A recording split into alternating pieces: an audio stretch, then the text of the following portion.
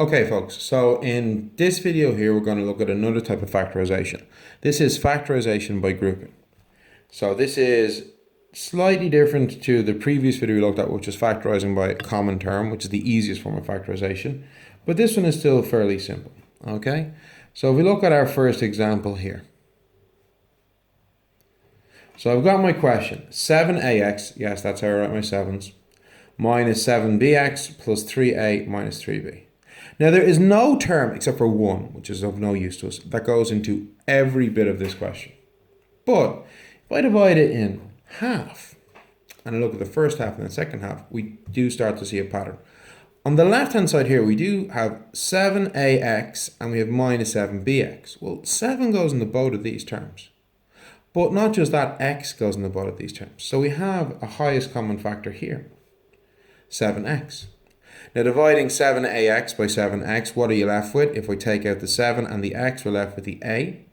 And then minus 7bx, if we take out the 7 and the x, we're left with the b. But we're not, we're left with minus b, folks, okay? Why? Because there's a minus right there, so do not forget your signs, okay? Now looking on the right hand side, we have plus 3a minus 3b. Well, what term goes into both of them? 3. But is it plus or minus? It's a plus. It's a plus because we got a plus sign here, and you'll see why in a second.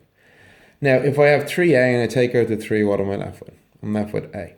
And if I have minus 3b and I take out the 3, what am I left with? Minus b.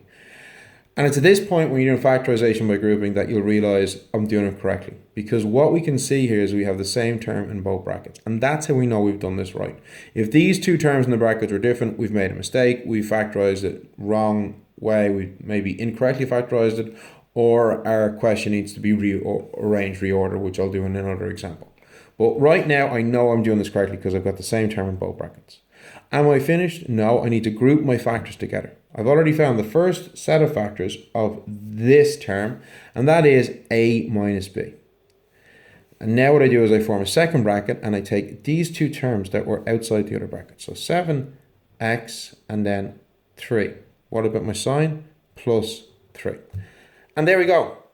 A minus b and 7x plus 3 are these are the two pairs of factors of the term 7ax minus 7bx plus 3a minus 3b. Okay? So let's look at another example. That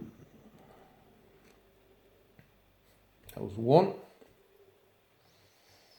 2ax plus 3ay plus 2bx plus 3by. So first of all, I'm looking at this and seeing, is there any term that goes into both of them? No. Is there any term that goes into these two here? Yeah, there is. And is there a term that goes into these two here? Yeah, there is. So I'm going to split it in two. And we look at the first half. 2ax plus 3ay. Well, what term goes into both of them? A. There's an a in both of them, so I take my a out.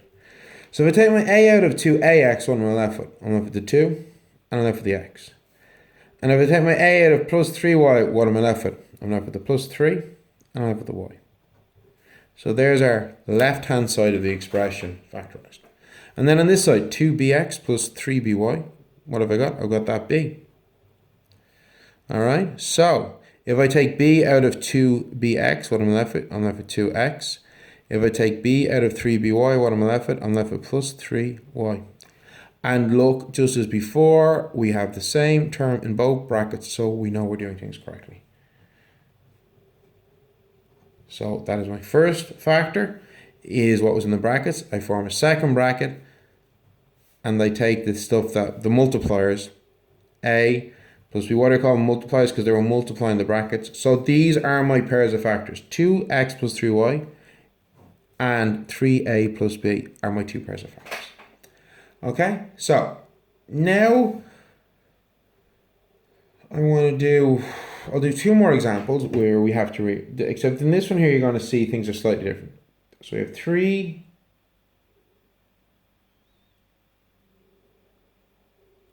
3a minus 3b plus ab minus 9. Okay. Right, well, looking at this, I could say, well, hold on, I've got a 3 here that goes into both of these terms. So that should be okay. let's get going. But then, well, hold on. AB minus 9. This is a problem, folks. I have nothing that goes into both AB and goes into minus 9. So you say, well, I can't do the sum, sir. Well, we can, but we just have to do something very simple. We're going to rearrange this slightly. So we're going to rewrite the order of this sum so that we can... Now, you say, well, you can't do that, Matt. Of course you can. If I go 1 plus 2 plus 3, that's the same as 1 plus 3 plus 2. It doesn't matter. Order doesn't matter, okay? So yeah, I can do that, and I can do it here. So I'm going to rearrange the order of this. I still have my 3a. And...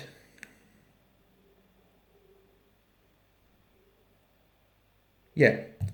I'm going to swap the minus 3b and the plus ab. And then I'm going to put the minus 3b here, minus 9. So this is what I've got now. Okay, so I have 3a plus ab minus 3b minus 9. I have not changed the sum.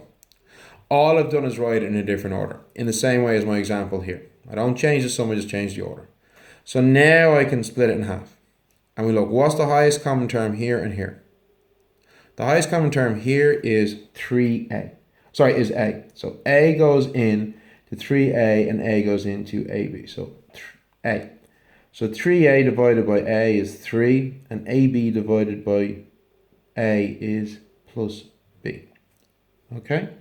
Now, what's the highest common term here? Oh, this is not going to work. Is it? Oh, no, it is. Okay, so the highest common term here, well, we could say 3, okay? 3 goes into minus 3b and 3 goes into minus 9. So let's do that, okay? So we'll say 3, okay? Now, but hold on, what about my sign? Normally it's, well, there's a minus 3 here, okay? But does that mean I have to put a minus here? Not necessarily, but we will, okay? Now, minus 3b divided by minus 3. Well, 3 by 3 is 1. But now you have to go back to rules for integers. When I divide a minus by a minus, I get a plus. So here I'm dividing a minus by a minus, so what I'm left with is plus b. And then likewise here, minus 9 divided by minus 3. Well, 9 divided by 3 is 3. Minus divided by minus is a plus. Plus 3. Ah, but sir, I've messed up. This is 3 plus b, and this is b plus 3. It's completely different. It's not different. It's the same term. I've just got it in a slight. It's just ended up in a different order. 1 plus 2 is the same as 2 plus 1. So we actually do have the same term in both brackets. So I can come down and rewrite my sum. 3 plus b, or I could have wrote it as b plus 3, it doesn't matter, is my first term for my second bracket. And then take the stuff that was outside the bracket. And there we go. Okay, I'm going to do one more example for you, and then we're going to call it a day.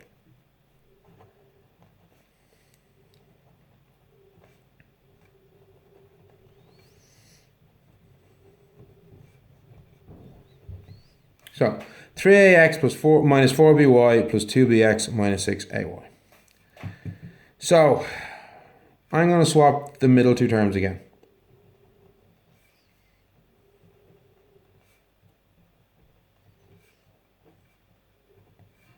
All right.